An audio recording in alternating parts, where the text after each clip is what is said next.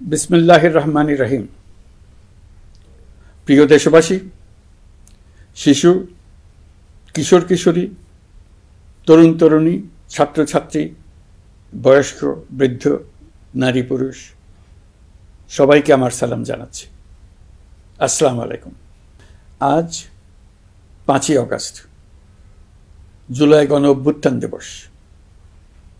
বাংলাদেশের ইতিহাসের এক অবিস্মরণীয় দিন।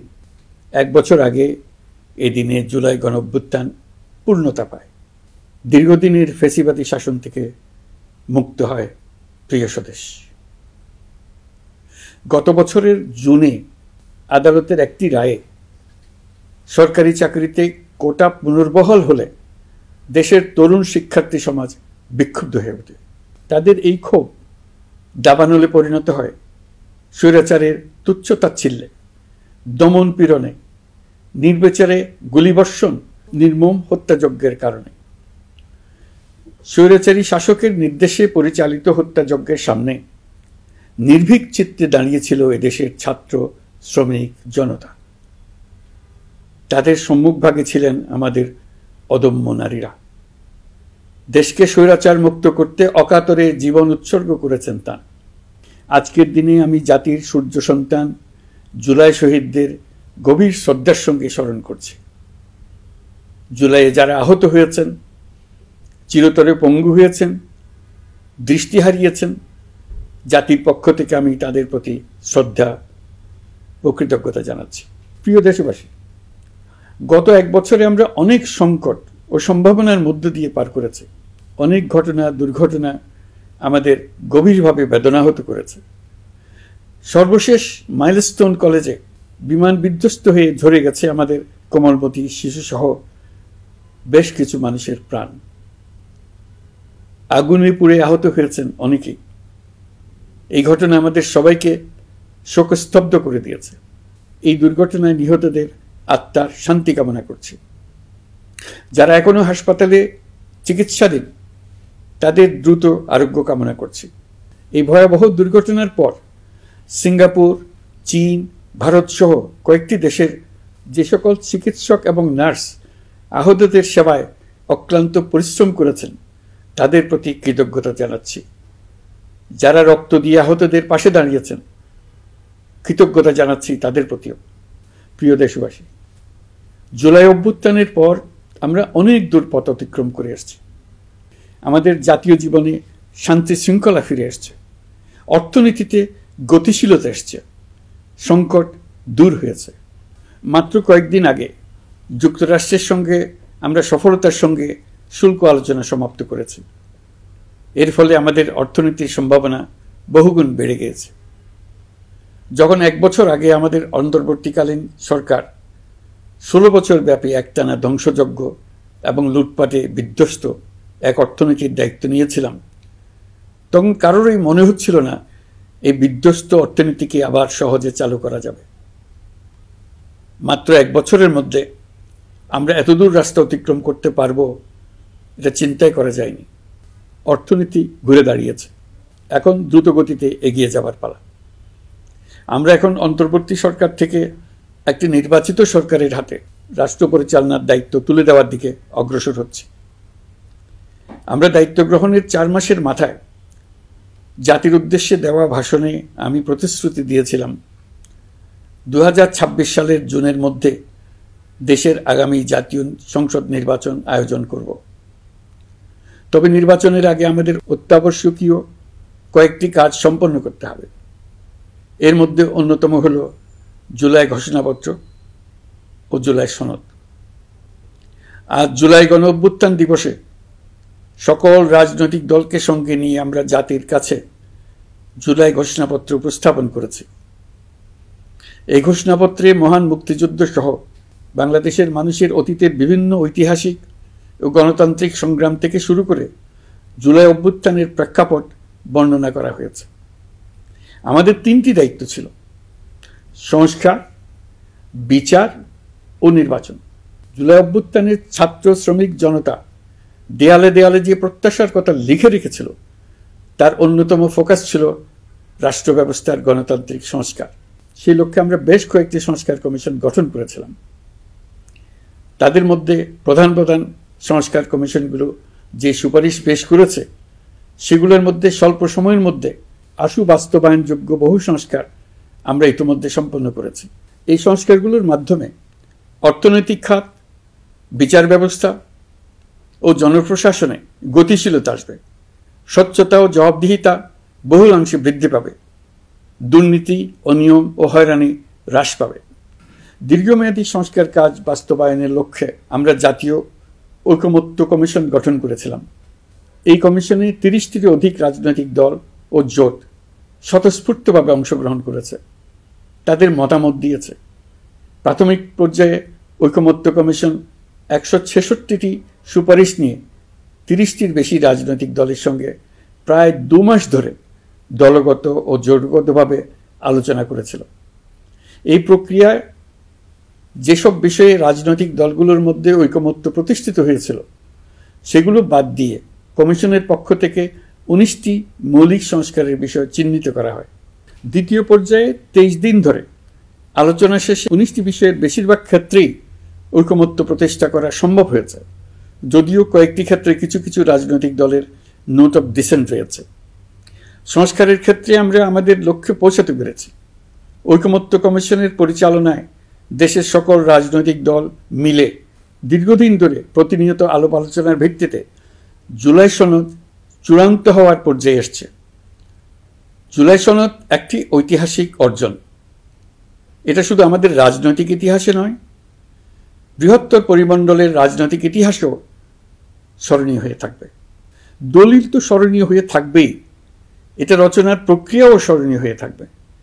এই দলিল প্রণয়নের জন্য আমি সকল রাজনৈতিক দলের নেতৃবৃন্দকে এবং ঐকমত্য কমিশনের সদস্যবৃন্দকে, বিশেষ করে এই উদ্যোগের নেতৃত্ব দানকারী প্রফেসর আলী রিয়াজকে জাতির পক্ষ থেকে অশেষ কৃতজ্ঞতা ও ধন্যবাদ জানাচ্ছি। রাজনৈতিক দলের প্রতিনিধিরা অত্যন্ত সৌহার্দ্যপূর্ণ পরিবেশে আলোচনায় অংশ নিয়েছেন।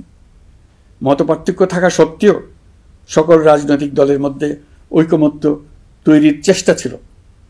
আমরা আশা করছি এই ঐকমত্যের ভিত্তিতে অচিরে রাজনৈতিক দলগুলি জুলাই সনদে স্বাক্ষর করবে এবং এর বাস্তবায়নেও ঐকমত্যে পৌঁছাবে। জুলাই সনদ বাংলাদেশে সুষ্ঠুভাবে ক্ষমতা হস্তান্তর, জবাবদিহিমূলক রাষ্ট্রীয় প্রতিষ্ঠানগুলোর স্বাধীনতা ও সক্ষমতা, নাগরিক অধিকারের সত্যিকারের বাস্তবায়ন, রাষ্ট্রীয় সম্পদ ও সামর্থ্যের ব্যবস্থাপনা নিশ্চিত করবে। আমাদেরকে নিশ্চিত করতে হবে ভবিষ্যতের কোনো সরকারই যেন আর ফ্যাসিস্ট হয়ে উঠতে না পারে।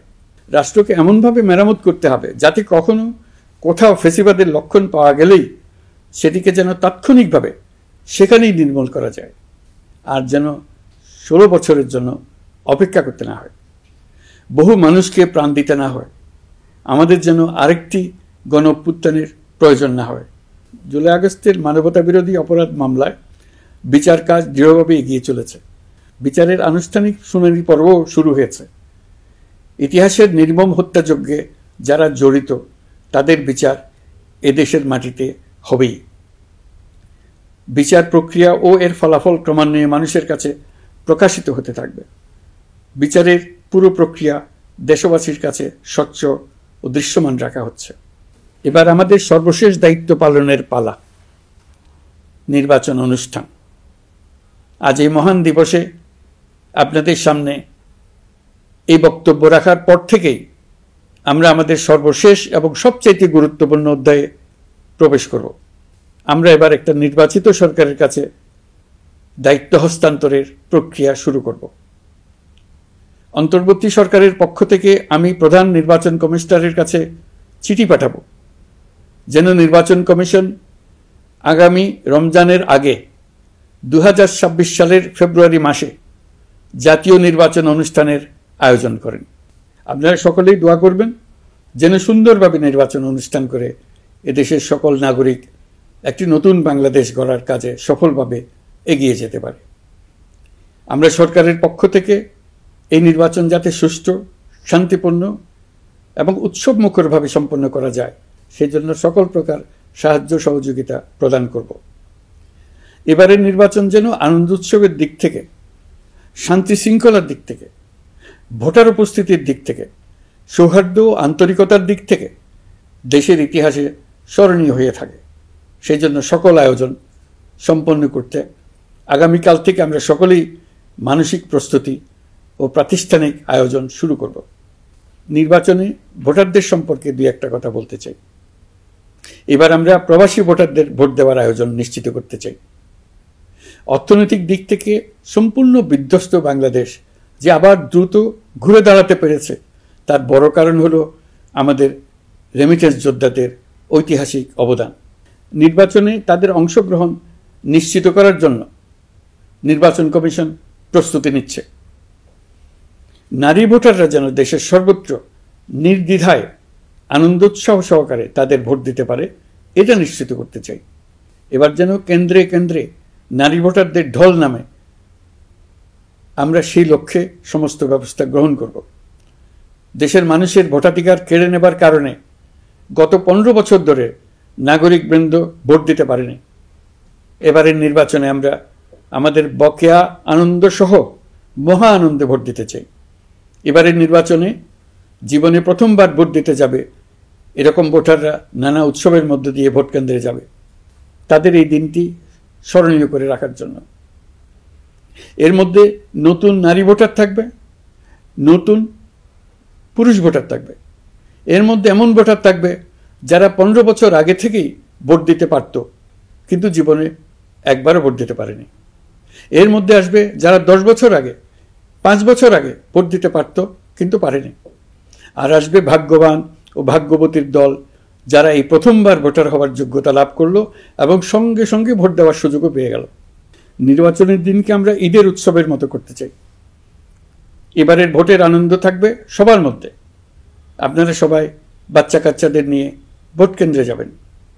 নাগরিক অধিকার প্রয়োগের মহা আনন্দ পরবর্তী বংশধরদের কাছে তুলে ধরার জন্য এখন থেকে প্রতিদিন আলাপ আলোচনা করুন। আপনার এলাকায় ভোটদান ব্যবস্থা কেমন হলে সুন্দর হয়, কেমন হলে আনন্দমুখর হয়, সেটা আগে থেকে ঠিক করার জন্য। নতুন বাংলাদেশ গড়ার কাজের ভিত্তি রচনা হবে এবারের নির্বাচনে। তার জন্য প্রস্তুতি নিন। প্রিয় দেশবাসী, দেশের ইতিহাসে এখন পর্যন্ত যতগুলো বড় সংঘাত, সহিংসতার ঘটনা ঘটেছে, তার সবগুলোর নেপথ্য কারণ ছিল ত্রুটিপূর্ণ নির্বাচন। ত্রুটিপূর্ণ নির্বাচনের মধ্য দিয়ে কোনো দল যদি গায়ের জোরে নির্বাচিত হয়ে ক্ষমতায় আসে, তার চূড়ান্ত পরিণতি কি, তার জুলাই অভ্যুত্থান আমাদের দেখিয়ে দিয়েছে। আমরা ইতিহাসের কলঙ্কিত কোনো অধ্যায়ের পুনরাবৃত্তি আর করতে চাই না। আপনারা প্রত্যেকেই অবগত আছেন, একটা গোষ্ঠী নির্বাচনকে বাধাগ্রস্ত করার জন্য উন্মুখ হয়ে আছে। তারা দেশের গণতান্ত্রিক অগ্রযাত্রাকে ব্যাহত করতে দেশের বাইরে বসে ভেতরে থেকে নানা অপচেষ্টায় লিপ্ত রয়েছে। আমাদেরকে অবশ্যই খেয়াল রাখতে হবে তারা যেন নির্বাচনকে সংঘাতময় করে তোলার কোনো রকমের সুযোগ না পায়। মাথায় রাখবেন, পরাজিত শক্তি নির্বাচনের আগ পর্যন্ত বারবার মাথাচাড়া দিয়ে ওঠার চেষ্টা করবে, কিন্তু একটি অবাধ, সুষ্ঠু, নিরপেক্ষ নির্বাচন সফলভাবে আয়োজন করা গেলে অপশক্তির পরাজয় চূড়ান্ত হবে। নির্বাচন সংক্রান্ত বিষয়ে প্রতিনিয়ত পরামর্শ নেওয়ার জন্য আমরা প্রযুক্তির সাহায্য নেব। এই জন্য একটি অ্যাপ তৈরির উদ্যোগ নিচ্ছি। দ্রুত এই অ্যাপটি চালু হবে। আপনারা আপনাদের সকল পরামর্শ, সকল মতামত, সকল আশঙ্কা এবং উদ্যোগের কথা এই অ্যাপের মাধ্যমে আমাদেরকে জানাবেন। আমরা তা যথাযথ কর্তৃপক্ষকে জানিয়ে দেব, সমস্যা সমাধানের জন্য ব্যবস্থা নেব। রাজনৈতিক দলগুলোর প্রতি আমার আহ্বান থাকবে, আপনাদের নির্বাচনী ইশতেহারে, আপনাদের প্রতিশ্রুতি, প্রতিজ্ঞা, পরিকল্পনায় কোনো কিছুতেই যেন তরুণরা বাদ না পড়ে, নারীরা বাদ না পড়ে। মনে রাখবেন, যে তরুণ তরুণীরা বাংলাদেশকে বদলে দিয়েছে, তারা বিশ্বকেও বদলে দেওয়ার ক্ষমতা রাখে। আপনার দল থেকে তাদেরকে সেই সুযোগ দেওয়ার উদ্যোগ নেন। আগামী নির্বাচনে সবাই নিরাপদে যার যার পছন্দের প্রার্থীকে ভোট দেবে, এটা নিয়ে কারো কোনো আপত্তির সুযোগ রাখা যাবে না। আমরা সবাই সবার পছন্দের প্রতি সম্মান দেখাবো, এটাই হোক আমাদের প্রতিজ্ঞা। প্রিয় দেশবাসী, আপনারা জানেন, সরকার দায়িত্ব গ্রহণের পরপরই দেশের দক্ষিণ ও উত্তরাঞ্চলে যে ভয়াবহ বন্যা পরিস্থিতি তৈরি হয়েছিল, তা ফসল উৎপাদনে ব্যাপক ক্ষতি সাধন করেছে। এর ফলে নিত্য প্রয়োজনীয় পণ্যের মূল্যবৃদ্ধির আশঙ্কা হয়েছিল। তবে সংশ্লিষ্ট প্রতিষ্ঠান ও কর্তৃপক্ষের যথাযথ পদক্ষেপ, নজরদারি ও ও মধ্যস্বত্বভোগীদের দৌরাত্ম্য কমানোর ফলে এটি এড়ানো গেছে। বিশেষ করে এবছরের পবিত্র মাহে রমজান মাস থেকে শুরু করে এখন পর্যন্ত বাজার পরিস্থিতি স্থিতিশীল রয়েছে। মূল্যস্ফীতির নিয়ন্ত্রণ ছিল আমাদের জন্য সবচেয়ে বড় চ্যালেঞ্জ। ভঙ্গুর অর্থনীতি ও বন্যার কারণে খাদ্য মূল্যস্ফীতি হয়েছিল প্রায় 14%। এখন সেটা অর্ধেকে নেমে আসছে। আমরা আশা করছি ডিসেম্বরের মধ্যে এটা 6% নেমে আসবে। এই জুন মাসে দেশের সার্বিক মূল্যস্ফীতি কমে 8.48% হয়েছে, যা বিগত 35 মাসের মধ্যে সর্বনিম্ন। এই নিয়ে 4 মাস ধরে সার্বিক মূল্যস্ফীতি ক্রমান্বয়ে কমেছে। বর্তমান অন্তর্বর্তীকালীন সরকারের প্রতি প্রবাসীদের অসীম আস্থার ফলে মুদ্রাবাজারেও স্থিতিশীলতা ফিরে এসছে। গত অর্থ বছরে ব্যাংকিং চ্যানেলে রেকর্ড $3033 কোটি প্রবাসী আয় দেশে এসছে। রপ্তানি আয়ে প্রায় 9% প্রবৃদ্ধি হয়েছে। এর ফলে টাকা শক্তিশালী হয়েছে। অনেক বছর পর ডলারের বিপরীতে টাকার মান বাড়ছে। গত 11 মাসে বৈদেশিক পাওনাদারদের পাওনা সুদ ও আসল বাবদ $4 বিলিয়ন অর্থাৎ $400 কোটি অর্থ পরিশোধ করা হয়েছে, যা এ যাবৎকালের সর্বোচ্চ। আগের বকেয়া আদায় পরিশোধের পরও বৈদেশিক মুদ্রার রিজার্ভ বাড়ছে। আগামীতে এই ধারা বজায় থাকবে বলে আমরা আশা করি। বিদেশি বিনিয়োগ বৃদ্ধিতে বিভিন্ন উদ্যোগ নেওয়ার ফলে এই বছরের প্রথম 3 মাসে বিদেশি বিনিয়োগ এসছে $10,500 কোটি। গত বছরের একই সময়ের তুলনায় এটা দ্বিগুণেরও বেশি। আর অক্টোবর থেকে হিসাব করলে 6 মাসে ফরেন ডাইরেক্ট ইনভেস্টমেন্ট এসছে $16,500 কোটি, যা গত সরকারের আমলের শেষ 6 মাসের তুলনায় দ্বিগুণ। কর্মসংস্থান সৃষ্টি অন্তর্বর্তীকালীন সরকারের অন্যতম বড় লক্ষ্য। সম্প্রতি হংকং ভিত্তিক শিল্পগোষ্ঠী হান্ডা বাংলাদেশের বস্ত্র তৈরি পোশাক খাতে $250 মিলিয়ন বিনিয়োগের প্রতিশ্রুতি নিয়ে এসছে, যা এই খাতে চীনা কোনো কোম্পানির একক সর্বোচ্চ বিনিয়োগ। তাদের এই বিনিয়োগের ফলে 25,000 লোকের কর্মসংস্থান হবে। আমরা দৃঢ়ভাবে বিশ্বাস করি হান্ডার এই বিনিয়োগ আরও চীনা কোম্পানিকে এই দেশে বিনিয়োগের জন্য উৎসাহিত করবে। এর মাধ্যমে আমাদের তরুণ তরুণীদের কর্মসংস্থানের পথ খুলবে। গত 16 বছরে দেশ থেকে যে বিপুল পরিমাণ অর্থ পাচার হয়ে গিয়েছে, আমরা সেটা ফিরিয়ে আনার উদ্যোগ নিয়েছি। এই দীর্ঘ আইনি প্রক্রিয়ার জন্য সরকার নামকরা বিদেশি আইনি প্রতিষ্ঠানকে নিয়োগ দিয়েছে। যথাযথ আইনি পদক্ষেপের ফলে বিশ্বের বিভিন্ন দেশে ফেসিবাদী দুর্বৃত্তরা যে অর্থ সম্পদের পাহাড় গড়েছে তার কিছু কিছু ইতিমধ্যে জব্দ হয়েছে। এই কার্যক্রম সঠিকভাবে চালিয়ে যেতে পারলে অল্প সময়ের মধ্যে আরও কিছু ইতিবাচক ফলাফল পাওয়া যাবে বলে আমি বিশ্বাস করি। দেশের ভেঙে পড়া অর্থনীতিকে মজবুত করতে হলে আমাদের চিন্তায় মৌলিক পরিবর্তন আনতে হবে। আমি বরাবরই বলে এসেছি, এদেশের নদী ও বিশাল সমুদ্র আমাদের মূল্যবান সম্পদ। আমরা এই সম্পদকে কাজে লাগিয়ে সমান্তরালভাবে পানিভিত্তিক অর্থনীতি গড়ে তুলতে চাই। আমরা প্রায় ভুলে যাই যে বঙ্গোপসাগরের একটা অংশও আমাদের দেশ। এর পরিমাণ আমাদের মোট জমির পরিমাণের চাইতে বেশি। আমরা প্রায় সবসময় জমিভিত্তিক আমাদের অর্ধেক দেশ নিয়ে মাথা ঘামাই, বাকি পানিভিত্তিক অর্ধেক দেশকে হিসাবেই ধরি না, কারণ আমরা ওই অংশে বসবাস করি না। আমরা তো হাওর বাওরেও বসবাস করি না, তাই বলে তো তাকে হিসাবের বাইরে রাখেন। এখন থেকে আমাদের অংশের বঙ্গোপসাগরকে আমরা আমাদের দেশের মূল্যবান অংশ, এই কথা সবসময় মাথায় রেখে অগ্রসর হব। এই অংশের পানির উপর দিয়ে দেশ বিদেশের সঙ্গে আমরা বাণিজ্য করব। তার মাধ্যমে আমরা পুরো পৃথিবীকে আমাদের প্রতিবেশী বানাবো। এই পানির মধ্যে আছে অফুরন্ত সম্পদ, মৎস্য সম্পদ, যা প্রতি বছর ফসল দেয়। এই পানির নিচে আছে অফুরন্ত গ্যাস।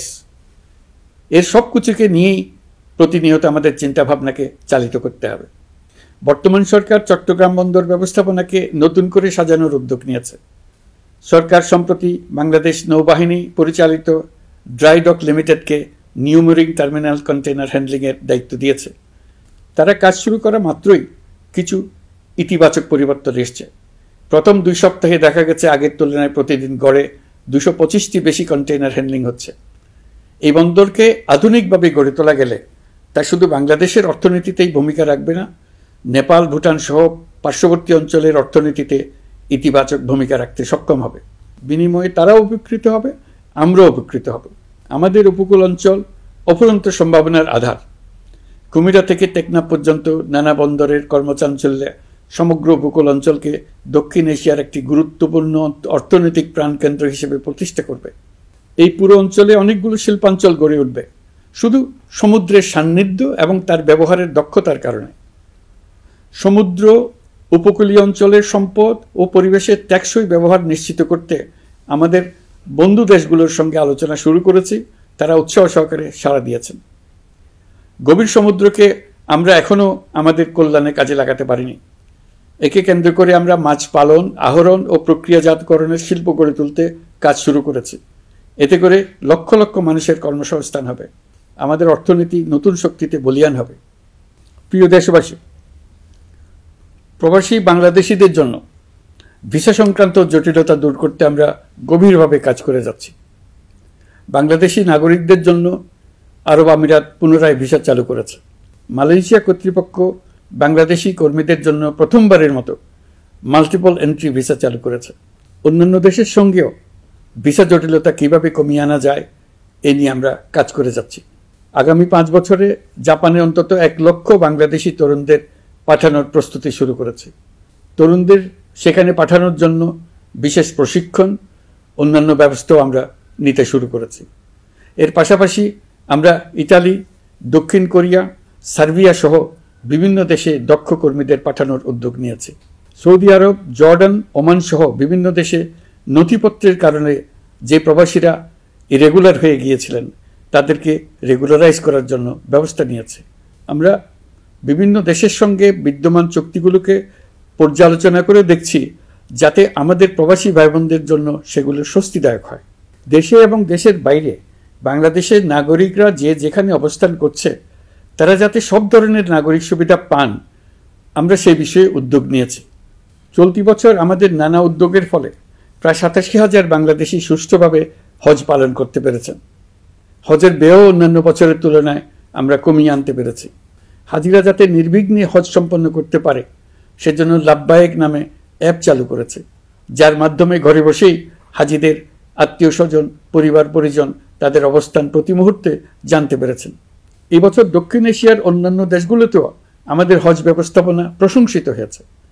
আগামী বছরের হজ ব্যবস্থাপনা যেন আরও নির্বিঘ্নে সম্পন্ন করা যায় সেজন্য মন্ত্রণালয় এখন থেকেই প্রস্তুতি নিতে শুরু করেছে। প্রিয় দেশবাসী, জুলাই গণঅভ্যুত্থানে তরুণ শিক্ষার্থীদের পাশে ঢাল হয়ে দাঁড়িয়েছিলেন আমাদের বাবা মা ও শিক্ষকরা। আমাদের বাবা মায়েরা তাদের সন্তানকে বহু কষ্টে বড় করে বিশ্ববিদ্যালয়ে পাঠায়। লেখাপড়া শেষ করে অনেক ছাত্র অসুস্থ হয়ে বের হয়। এর কারণ আবাসিক হলের নোংরা পরিবেশ, খাবারের নিম্নমান, তার উপর দলীয় সন্ত্রাসীদের দমনপীড়ন। বিশ্ববিদ্যালয়ে পড়াশোনার পরিবর্তে প্রতিদিন শিক্ষার্থীদের জোর করে রাজনৈতিক দলের প্রোগ্রামে নিয়ে যাওয়া হতো। প্রশাসন ও শিক্ষকরা সবই জানতেন, অথচ কেউ এটি থামাতে পারেননি, চেষ্টাও করেননি।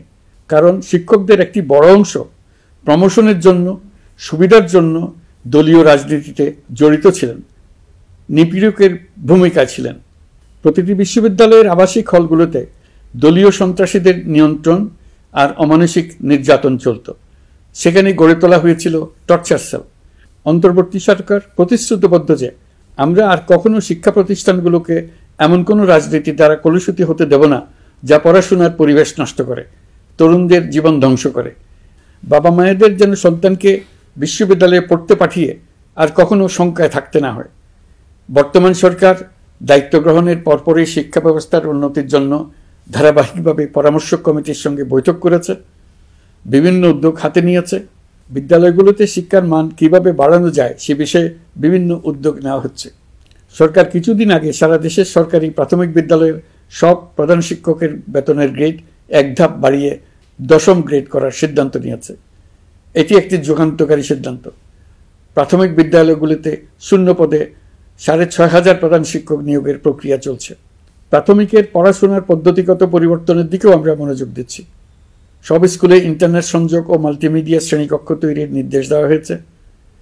পার্বত্য চট্টগ্রামে কমপক্ষে 100টি স্কুলে এবছরের মধ্যেই ই-লার্নিং চালু হবে। ঢাকা চট্টগ্রামের অভিজ্ঞ শিক্ষকরা প্রযুক্তির সহায়তায় এসব স্কুলে শিক্ষকতা করে সেখানকার শিক্ষক ঘাটতি পূরণ করবেন। যেসব এলাকায় বিদ্যুতের ঘাটতি রয়েছে সেখানে সোলার প্যানেল বসিয়ে বিদ্যুতের ঘাটতি নিরসন এবং মোবাইল নেটওয়ার্ক ও স্টারলিংক পরিষেবা ব্যবহার করে এই সংকট মোকাবেলা করা হচ্ছে। স্কুলগুলোতে মেয়েদের জন্য বিশেষ ব্যবস্থা গ্রহণ করে তাদের পড়াশোনার উপযোগী করে তোলা হচ্ছে। স্কুলের অবকাঠামোকে নারীবান্ধব করে তুলতে স্কুল ভবন নির্মাণের সময় কমিটিতে নারী স্থপতি রাখার নিয়ম করা হয়েছে। আমাদের লক্ষ্য হলো স্কুল ভবনের ডিজাইন থেকে শুরু করে পড়াশোনার পরিবেশ চিন্তাভাবনায় মেয়েদেরকে বিশেষভাবে গুরুত্ব দেওয়া, যাতে তারা ব্যক্তিগত নিরাপত্তা ও স্বাস্থ্যের দিক থেকে স্বস্তিদায়ক পরিবেশে পড়াশোনা করতে পারে। প্রিয় দেশবাসী, জুলাই গণ অভ্যুত্থানে শহীদ ও আহত যোদ্ধাদের জন্য আমরা নিরলসভাবে কাজ করে যাচ্ছি। এখন পর্যন্ত 775টি শহীদ পরিবারকে প্রায় 100 কোটি টাকার সঞ্চয়পত্র ও মাসিক ভাতা বাবদ ব্যাংক চেক দেওয়া হয়েছে। অবশিষ্ট যারা আছেন তাদেরও কয়েকটি আইনগত বিষয় নিষ্পত্তি সাপেক্ষে সঞ্চয়পত্র দেওয়ার প্রক্রিয়া চলছে। এর পাশাপাশি আহত 13,800 জন জুলাই যোদ্ধাকে 3টি ক্যাটাগরিতে নগদ টাকা ও চেক বাবদ 153 কোটি 4 লাখ টাকা প্রদান করা হয়েছে। 78 জন অতি গুরুতর আহত জুলাই যোদ্ধাকে সিঙ্গাপুর, থাইল্যান্ড, তুরস্ক এবং রাশিয়ার উন্নত চিকিৎসার জন্য পাঠানো হয়েছে এবং চিকিৎসা ব্যয় বাবদ এ পর্যন্ত প্রায় 100 কোটি টাকা ব্যয় হয়েছে। আহতদের পুনর্বাসনের জন্য সরকারের সবকটি মন্ত্রণালয়ের সম্মিলিত প্রচেষ্টায় বিভিন্ন ধরনের উদ্যোগ নেওয়া হচ্ছে। ফেসিবাদী সরকারের আমলে দেশের শহরে বন্দরে হাজারো প্রতিষ্ঠান, সড়ক, সেতু, সেনানিবাস, যুদ্ধজাহাজ, স্কুল, কলেজ, বিশ্ববিদ্যালয়ের নাম পরিবর্তন করে স্বৈরাচার তার নিজের এবং নিজের পরিবারের সদস্যদের নামে চালু করেছিল। আমরা সব নাম পরিবর্তন করে আগের নাম বা মানানসই নাম করে দিয়েছি। প্রিয় দেশবাসী, অন্তর্বর্তীকালীন সরকার এমন এক অবস্থায় দেশের দায়িত্বভার গ্রহণ করেছিল যখন প্রতিটি গণতান্ত্রিক প্রতিষ্ঠান, অফিস, আদালত বিধ্বস্ত অবস্থায় ছিল। আমাদের প্রথম এবং প্রাথমিক কাজ ছিল এই প্রতিষ্ঠানগুলো সংস্কার এবং পুনর্নির্মাণে হাত দেওয়া, আইনশৃঙ্খলা বাহিনী পুনর্গঠন, অর্থনীতি পুনরুদ্ধার, আইন আদালত, নির্বাচন কমিশন সহ যাবতীয় গণতান্ত্রিক প্রতিষ্ঠানকে সচল করা এবং নাগরিকদের নিকট দায়বদ্ধ করে তোলা। রক্তাক্ত জুলাই ছিল স্বৈরাচারের বিরুদ্ধে তরুণদের পুঞ্জীবিত ক্ষোভের বহিঃপ্রকাশ। 16 বছর ধরে সরকারের স্বৈরাচারী আচরণের বিরোধিতা করে যতগুলো আন্দোলন হয়েছে, প্রতিটিতেই দলীয় সন্ত্রাসীরা অস্ত্র হাতে আন্দোলনকারীদের আক্রমণ করেছে। প্রতিটি আন্দোলনকেই দমন করার জন্য দলীয় সন্ত্রাসীরা সর্বোচ্চ আঘাত করেছে, যেখানে আইনশৃঙ্খলা বাহিনীকেও অংশ নিতে নির্দেশ দেওয়া হয়েছে অথবা দাঁড়িয়ে দর্শকের ভূমিকায় থাকতে বলা হয়েছে। একটি স্বাধীন বিচার বিভাগের জন্য অন্তর্বর্তী সরকার সংস্কার কাজ হাতে নিয়েছে। বিচার বিভাগীয় সংস্কার কমিশনের প্রস্তাবনা অনুযায়ী সুপ্রিম কোর্ট বিচারক নিয়োগ সহ যে সকল কাজ এই সরকার স্বল্প সময়ের মধ্যে করে যেতে পারবে, সে সকল কাজের অধিকাংশ ইতিমধ্যে সম্পন্ন করা হয়ে গেছে। বাকি কাজ চলমান রয়েছে। স্বৈরাচার আমলে দলীয় বাহিনীতে পরিণত হওয়া ভঙ্গুর আইনশৃঙ্খলা বাহিনীকে নতুন করে গড়ে তোলার জন্য আমরা সর্বোচ্চ ব্যবস্থা নিয়েছি। আইনশৃঙ্খলা বাহিনী দ্বারা কোনো মানবাধিকার লঙ্ঘন যাতে না ঘটে, সেই জন্য পুলিশ সদর দপ্তরে একটি সেল কার্যকর করা হয়েছে, যেখানে মানবাধিকার সহ পুলিশ সদস্যদের মাধ্যমে সংগঠিত যে কোনো অপরাধের বিষয়ে অভিযোগ করা যায়। এই সমস্ত সেল অন্যান্য আইন প্রয়োগকারী সংস্থার প্রধান কার্যালয়ও স্থাপন করা হচ্ছে। আসামিদের জিজ্ঞাসাবাদ হবে স্বচ্ছ কাচের ঘরে। হাজতখানায় বন্দীদের মানবিক সেবা নিশ্চিত করা হবে। অভিযান পরিচালনার সময় পুলিশ যেন জিপিএস ট্র্যাকিং সিস্টেম ডিভাইস সহ বডি ক্যামেরা পরিধান করেন তা নিশ্চিত করা হবে। পুলিশ যেন আর কখনোই কোনো আন্দোলন দমনে প্রাণঘাতী অস্ত্র ব্যবহার করতে না পারে, সেই ব্যবস্থা নেওয়া হয়েছে। বেআইনি সমাবেশে বল প্রয়োগের ক্ষেত্রে জাতিসংঘের স্বীকৃত 5টি ধাপ অনুযায়ী পুলিশ সদস্যদের প্রশিক্ষণ দেওয়া হচ্ছে। সব মিলিয়ে স্বরাষ্ট্র মন্ত্রণালয়ের পুলিশ সংস্কার কমিশনের প্রস্তাব অনুযায়ী 16টি সংস্কার কাজ সম্পন্ন হয়েছে। আরও 43টি সংস্কার কাজ সমাপ্ত হওয়ার পথে। দেওয়ানি আইন, নারী ও শিশু নির্যাতন দমন আইন সহ বিভিন্ন আইনগত সংস্কার সম্পন্ন হয়েছে। সম্প্রতি সরকার ফৌজদারি কার্যবিধি সংশোধন অধ্যাদেশ 2025 অনুমোদন করেছে। এর ফলে এখন থেকে কোনো ব্যক্তিকে আটকের পর 12 ঘন্টার মধ্যে যত দ্রুত সম্ভব পরিবারকে জানাতে হবে। আটককৃত ব্যক্তিকে আইনজীবীর সঙ্গে সাক্ষাতের সুযোগ দিতে হবে। গ্রেপ্তারকৃত ব্যক্তি রিমান্ডের পর অসুস্থ বা আহত হলে তাকে ডাক্তার কর্তৃক পরীক্ষা করতে হবে এবং আঘাতের কারণ নিশ্চিত হতে হবে। তার প্রয়োজনীয় চিকিৎসা দিতে হবে। এক্ষেত্রে পুলিশের দায় থাকলে আইনি ব্যবস্থা নেওয়ার বিধান যুক্ত করা হয়েছে। এই আইনের ফলে গ্রেফতার ও আটক নিয়ে মানুষের হয়রানি অনেক কমে আসবে, পুলিশের জবাবদিহিতা বাড়বে এবং বিচারের কাজ দ্রুততর হবে। পুলিশ সংস্কার কমিশনের সুপারিশ ছিল কোনো ব্যক্তি থানায় জিডি করতে গেলে অবশ্যই তা গ্রহণ করতে হবে। জিডি গ্রহণ করা ছাড়া থানা থেকে কোনো ব্যক্তিকে ফিরিয়ে দেওয়া যাবে না। এই সুপারিশের ভিত্তিতে সরকার সিদ্ধান্ত নিয়েছে দেশের সব থানায় অনলাইনে জিডি করা যাবে। এখন থানায় জিডি না নেওয়ার আর কোনো অভিযোগ থাকবে না। গণতান্ত্রিক চর্চার অন্যতম প্রধান শর্ত গণমাধ্যমের স্বাধীনতা। অতীত ইতিহাসের দিকে তাকালে দেখা যায় মুক্ত সাংবাদিকতার ক্ষেত্রে প্রথম এবং সবচেয়ে বড় বাধা হিসেবে কাজ করেছে সরকার। অন্তর্বর্তী সরকার এইসব বাধা অপসারণে বিভিন্ন উদ্যোগ নিয়েছে। আমরা সমালোচনাকে উন্মুক্ত করে দিয়েছি। যে কেউ চাইলেই যে কোনো মাধ্যমে, সেটা মূলধারার গণমাধ্যম হোক কিংবা সামাজিক যোগাযোগ মাধ্যমেই হোক, সরকারের সমালোচনা করতে পারছেন। এমনকি রাষ্ট্রীয় গণমাধ্যমেও সরকারের সমালোচনা করা যাচ্ছে। নিকট অতীতে যা ছিল অকল্পনীয়। সাংবাদিকদের জবাবদিহিতা নিশ্চিত করার জন্য সরকার ইতিমধ্যে প্রেস কাউন্সিল পুনর্গঠন করেছে। আপনারা জানেন, সামাজিক যোগাযোগ মাধ্যমে প্রতিদিন বিপুল পরিমাণ গুজব ও অপতথ্য ছড়িয়ে পড়ছে। দেশকে অস্থিতিশীল করতে হাতিয়ারে পরিণত হয়েছে গুজব। অপতথ্য মোকাবেলা করার জন্য সাংবাদিকদের সক্ষমতা বাড়াতে বিভিন্ন ধরনের প্রশিক্ষণের ব্যবস্থা নেওয়া হচ্ছে। স্বৈরাচারী সরকার আমলে সাংবাদিকতার ক্ষেত্রে বড় বাধা ছিল ডিজিটাল নিরাপত্তা আইন, যা পরে সাইবার নিরাপত্তা আইন রূপে আবির্ভূত হয়েছিল। আমরা এই আইনটি বাতিল করেছি। এই আইনের অধীনে সাংবাদিকদের বিরুদ্ধে করা সব মামলা বাতিল করা হয়েছে। সংবাদ মাধ্যমের স্বাধীনতা নিশ্চিতকরণে এটি একটি বড় অগ্রগতি। নতুন যে আইন প্রণীত হয়েছে তাতে আগের আইনের নিবর্তনমূলক 9টি ধারা বাদ দেওয়া হয়েছে। আগের আইনের আওতায় করা 95% মামলায় এসব ধারায়। আমরা বিশ্বাস করি নতুন আইন প্রণয়নের পর সাংবাদিকদের আইনি হয়রানি বন্ধ হবে। গত বছর মানুষের প্রতিবাদকে স্তব্ধ করে দিতে ফ্যাসিবাদী সরকার ইন্টারনেট বন্ধ করে দিয়েছিল, যাতে গোপনে তারা দমন নিপীড়ন হত্যাকাণ্ড চালাতে পারে। অন্তর্বর্তী সরকার সাইবার সুরক্ষা আইন সংশোধন করে নতুন অধ্যাদেশে প্রথমবারের মতো ইন্টারনেটকে মৌলিক অধিকার হিসেবে অন্তর্ভুক্ত করেছে। সম্প্রতি আন্তর্জাতিক bandwidth real time internet traffic পরিবহনে 4 টেরাবাইট সেকেন্ডের মাইলফলক অতিক্রম করেছে বাংলাদেশ সাবমেরিন কেবলস পিএলসি। বাংলাদেশে ইন্টারনেট সেবার মান ভালো করতে সরকারের পক্ষ থেকে সর্বোচ্চ উদ্যোগ নেওয়া হয়েছে।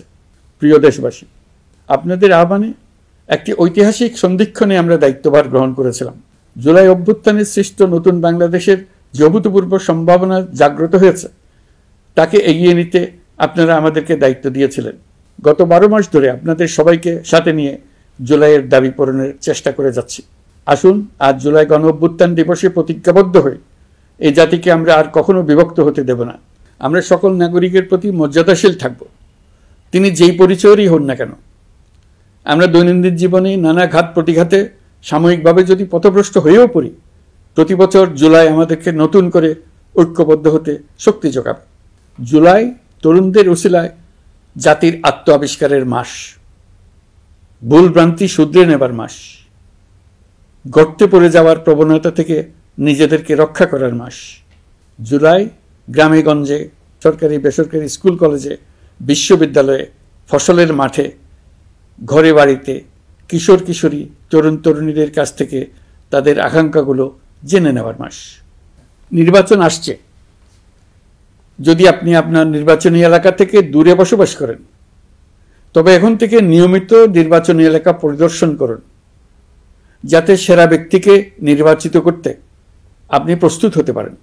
যাদের তাজা রক্তের বিনিময়ে আমরা আমাদের এই অতি মূল্যবান অধিকার ফিরে পেলাম, ভোটটা দেওয়ার আগ মুহূর্তে যেন তাদের চেহারা আমাদের চোখে ভেসে ওঠে। ফেব্রুয়ারি বেশি দূরে নয়। নির্বাচন নিয়ে প্রস্তুতি নিতে নিতেই ভোটের দিন এসে পড়বে। বহু বছর আমরা কেউ ভোট দিতে পারিনি। এবার আমরা সবাই ভোট দেব, কেউ বাদ যাবে না।